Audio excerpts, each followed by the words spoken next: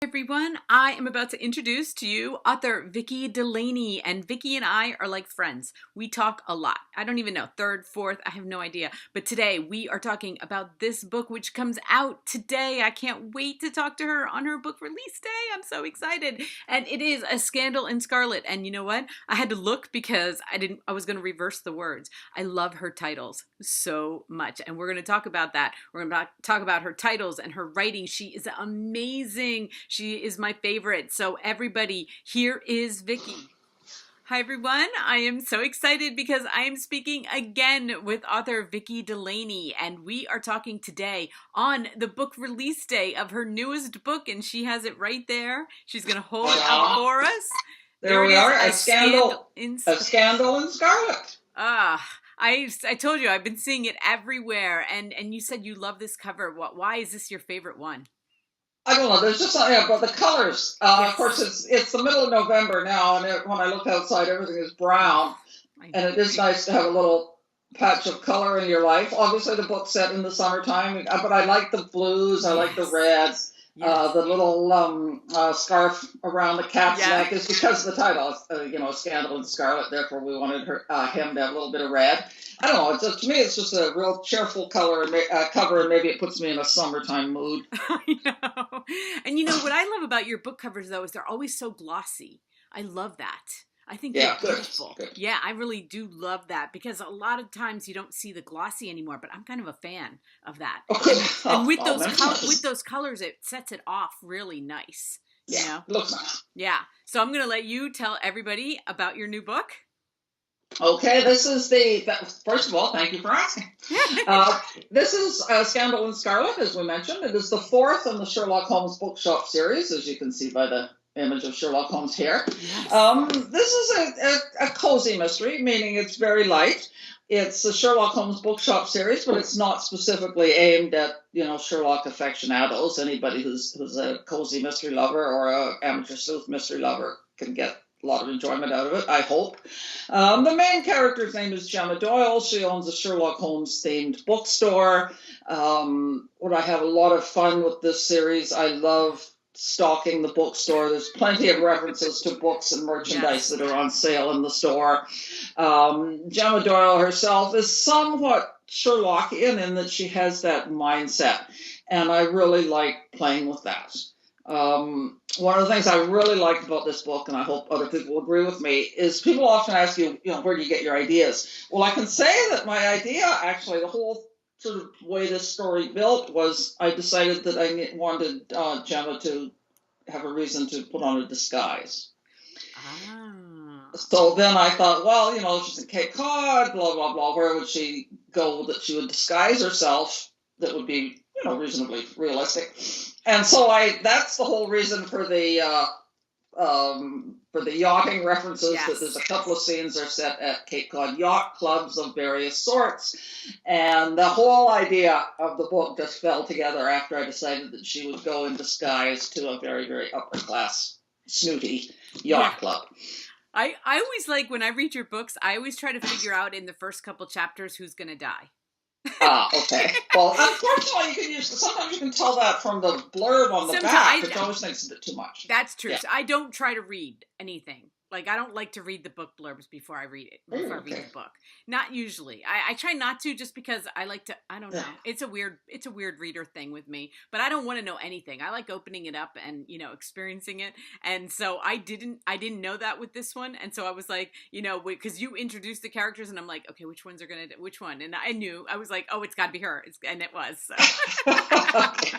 As long as you don't figure out who done it. That's right. I don't figure out who done it. This one especially was like, I don't know. I think this is one of my favorite ones of this series because it really takes you on a lot of twists and turns. And, your books are your writing is just so amazing. I love the first paragraph. As a matter of fact, because you have the book and my phone was dying, read the first paragraph because I love that paragraph so much. Okay, here I am turning to page 1.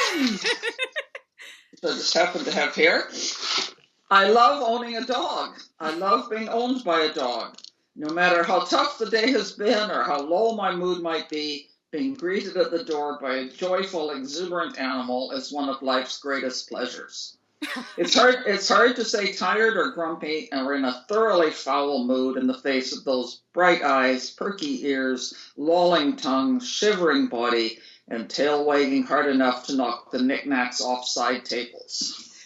As soon as I read that, like, I love being owned by a dog, I was like, oh my gosh, I am owned by my dog.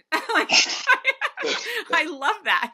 And I think every dog owner would say that, you know, they own us as much as we own them. And absolutely. Yeah. So I love that part of it. And then I'm going to just tell you the last line. I'm going to tell everybody the last line of the first chapter, which is one of the lines I always look for, because to me as a reader, it gets you to chapter 2, which is so important. And I love how you ended chapter 1. I gave no more thought to the fire or speculated on what might have caused it. The investigators would find out soon enough. And as we know, that's not true. So I love Actually, I like that you said that because I teach a workshop called Page 1, Chapter 1. Yes. How to start your novel with impact. And one of the things that I emphasize is the importance of the ending of Chapter 1. You know what? I kind of discovered it with thrillers because I was reading a lot of thrillers and I realized that last paragraph or even last sentence was really important in the story. And then I started doing it with every book I was reading and I was like, you know what? I love that that's the last line that I read in the book because I had a little chuckle with that line because I know how the story unfolded and just the fact that that's where her thoughts were when she, you know, that night and then you know what unfolds. And I don't know, I really am big on that and I look for it in every book now. Yeah. Yes, absolutely. So, okay, this book, you know, I was going through. I was going to show you you can't quite see my shirt, by the way. I especially wore my shirt. Oh, look at it. That's so cute. That is adorable. I love how it's like not a pit, like it's an outline. That is so cute. Yeah, cute. Yes. At first you don't realize what it is. And you have to look at the whole thing. No, and then you're like, wait, I see it. I mean, little the fact that buttons of some sort, little bubbles of some sort. Yeah, right. Yeah, that's so cute. I love that you teach writing workshops because I was thinking when I was on your website today, I was like, how does she do it? I think that younger writers would be so amazed at how many books you come out with, the stories of them. Like you've got to, I don't know. I was just going through, you have more books coming out next year. You had how many? 3 this year? 2 or 3? 3 novels and 1 novella. Like that is just an amazing amount. And these books are not like little novellas. They're not. They're 300-page books, 300 to 350-page books. And okay, so do you just write all day long? Like every day, all day? I write every day, but not all day. Okay. I actually do write every day when I'm at home. 7 days a week, 365 days a year. For usually I start about 9 until today I work till 1:30 because I have this interview coming up at 2 o'clock. But that's normal. We want between 1:30 and 2. But I travel a lot and I never write a word when I travel. So, but at home, that's my routine. And I don't know, I've always felt that I'm fairly prolific and that's not something I can teach, right? It's just a matter of, I don't know. Of just sitting down and doing it. Like, so if you're on an airplane, you can't write like on an airplane. No, in fact, I'm not on an airplane, but not even when I'm not in my own environment. I suppose if I had to, I could. But like I was away at one of my daughters last week, and I was away for a week, and I didn't get anything done because it just is a disruption to my routine. So I guess I'm a person of routine. Who knew? Yeah. You know what? I always think it's really weird because I'm going on vacation. I just got back from seeing my son. But you would think that I would be, like, I'm a reader. You would think on an airplane, like, that's all I would do. And it's really not. Like, I have a hard time concentrating. It's not like I don't do it at all. But you would think that it would be, like, some bonus time. But I find myself, like, That's funny because I'm the exact opposite. It was a 5-hour flight out to my daughter. Uh-huh. I went earlier this year, and I went to Malaysia. That was the first leg of that. It was 15 hours. And I just read. And I loved it because that's the only time I find I have anymore that I can do nothing but read. And that's when you're on an airplane because every place else is just too much distractions all the time. But you know what I do though is I take notes of everybody's books around me. You can't do that so much anymore with e-readers, You right? can't, you can't. Tell But a what people lot are of reading. times they'll have the book. I do look at the e-reader. I'm the nosiest airplane traveler. Oh. I do look to see what I can see, and I usually can tell sort of like what kind of book it is. But if they have a book, like I start writing down. I'm like, who are they reading? Who's everybody reading right now? I'm so nosy, and then I'm like, just read your own book, and then I'm not. I'm watching everybody else read. I love that. I love that. Well, I love seeing what's popular because I am always wanting to see what's popular, and I'm coming up on a 6-hour flight in a couple days, so I'm gonna have to. So where are you going? Cabo, going to Mexico. Okay, great. I've never been to Mexico, so. No, I haven't either, so great, that'll be fun. But I am going to take some books on my phone and see what happens. But so do you read at the beach? Are you going for a beach holiday? I will read at the beach. Yes. Yeah, that'll be nice. Yes, yeah. I will definitely, and I'll be doing keeping up on my book reviews and all that. I'm not going to do interviews, but I'll do book reviews while I'm there. But so when you're doing these workshops, I'm sorry I'm picking your brain, but I'm just so amazed by you that I just feel like I have the opportunity to pick your brain. And so would you tell writers like that they need to find that space of time? Because do you do like a certain amount of words? Like, are you really disciplined on that, or is that not that important? Like that's actually not something that I try to teach because I think everybody's situation is different and everybody works differently. And one of the things that I actually do when I talk to people is that, I mean, writing is something that does take a lot of time, and I can only spend the kind of time I do now because I don't have children living at home, and all that. So, if your life isn't set up that you are able to put 4 to 5 hours a day and do what you can do.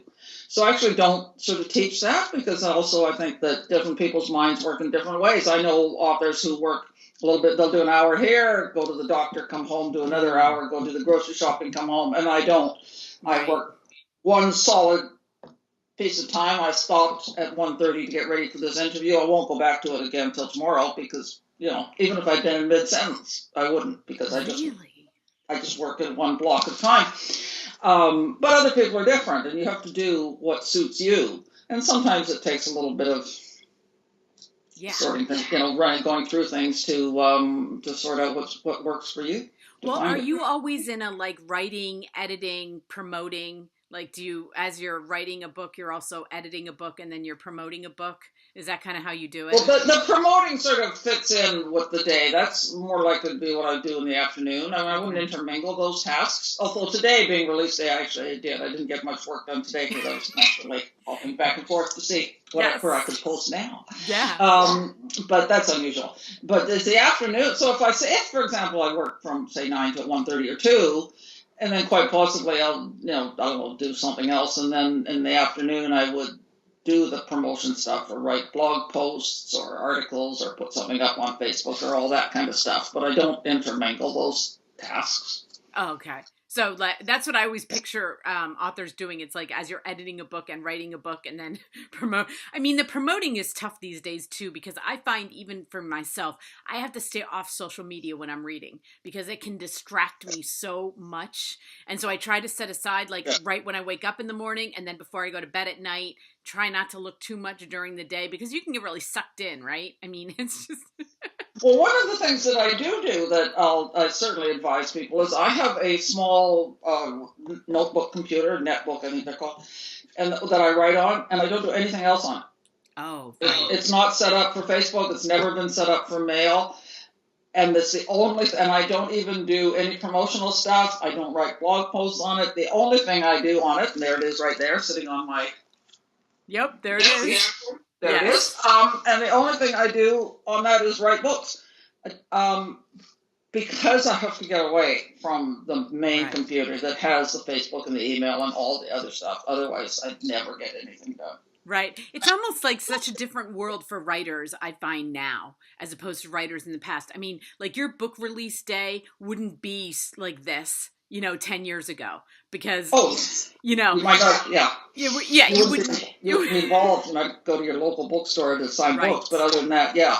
Oh, yeah, and the constant interruptions on your time. Yes. It is pretty important, I think, to be able to have some way of separating yourself away from the constant attractions to do other things. There are I know some people who have special programs you install on your computer that'll lock you out of Facebook and email and stuff for a set amount of time. Yeah. And my way of doing it is I'm not even, I showed you that computer. It's not even in my office. My main computer's set up in another room. Wow. That keeps me away from it. Yeah. Well, did you always know that you wanted to write cozy mysteries? Was that going to be your thing? Like, did you know that was like...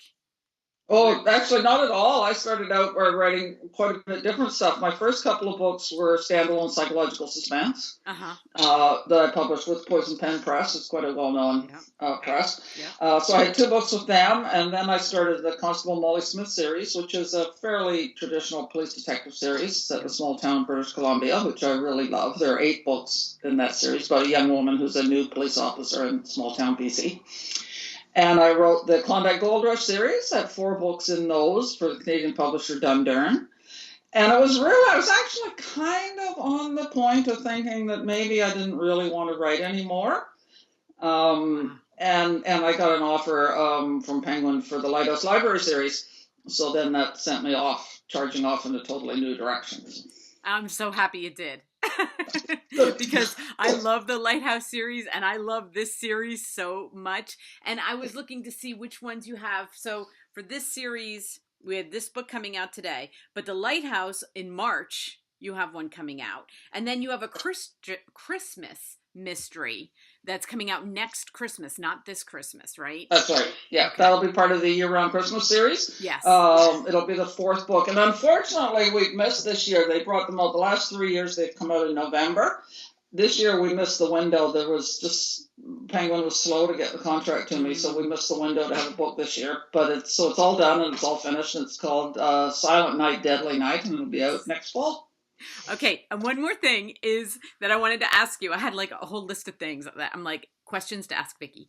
Okay, is your titles. Your titles are so, especially in the cozy mystery ones. I love, do you come up with those on your own? No, I'm actually a terrible cozy mystery title thinker, I guess. I have to go what the word is. My non-cozies, I never had any trouble. I like fairly short, punchy titles for the other types of books. The cozies are you need a little bit of a whim or whimsical or a little bit of a pun or something. So I often have this at Scandal and Scarlet particularly. I mentioned that in the acknowledgement. I think there were 10 of us all trying to come up with a title because the Sherlock Holmes series is actually particularly difficult. I want something with a little bit of a Sherlock Holmes reference, right, but I also want something that's a cozy reference referring somehow to books or to the tea room. This one doesn't, but so that was not easy. Not easy. The Christmas Town books are really easy to come up with a title. I just take a Christmas Carol, like put the word murder in it somewhere. So those ones are easy, but yeah, sometimes it's a group effort. Yeah. I know. I'm trying to think of the Halloween one that we talked about. What was the the Spook in the Stacks. Spook in the Stacks, yeah. that was my agent. She came up with that. I said to her, I can't think of a single thing, and you got the ideas. So she's really good at coming up with titles. So. Yeah, I think your titles are so, like, if you go on your website and look at your titles, I'm like, look at those amazing titles to her books. I love it. I love it. And, that's what it makes your book so... Some of them are... What? I'm sorry. I was going to say quite a few of them I can't take any credit at all. You know what, though? Your books are so, like, if I see that book and I know from the title, but your name doesn't even need to be on it. With the cover and the title, I'm like, that's Vicki. I can tell. I can so tell. That's you. So. That's what we want. That's what we want. That's exactly right. Well, hold up the book one more time and we'll let everybody see it. And I'm so happy for you today. It made me smile every time I saw this book today. Because since I just finished it, I was like, yes, everybody go read it. And I'm telling everybody about it. So thank you. Yeah. And I appreciate that. I appreciate that very much because, word of mouth, they say, is the best way to get your book out there. So I appreciate your support a lot. Aw. And this video will be coming out this week. So everybody will be able to watch it this week. So thank you so much. And I can't wait to talk about the one in March. Okay. We will talk again. So definitely. We'll definitely do that. Okay. Thank you so much, Vicki. All of her links are going to be listed below along with the Amazon link. Go buy it. You can hit on it and buy it and today. So have a great day. Bye-bye. Okay. Bye. Bye. was going to be fun. I love talking to her. Is she not sweet? Oh my gosh, she's my favorite. And I know I can always ask her anything I want, okay? And she's going to answer me. I mean, the first time I talked to her, I didn't know what a cozy mystery was, and she took the time to walk me through it. And I was like, thank you so much. I don't feel stupid anymore. So whenever I think of a writing question, she is the one I'm going to go to. So like I said before, her book is out. The Amazon link is listed below, and please hit like if you liked us talking. It was fun for me. And please subscribe. I post videos every single day. Have a great day, everyone.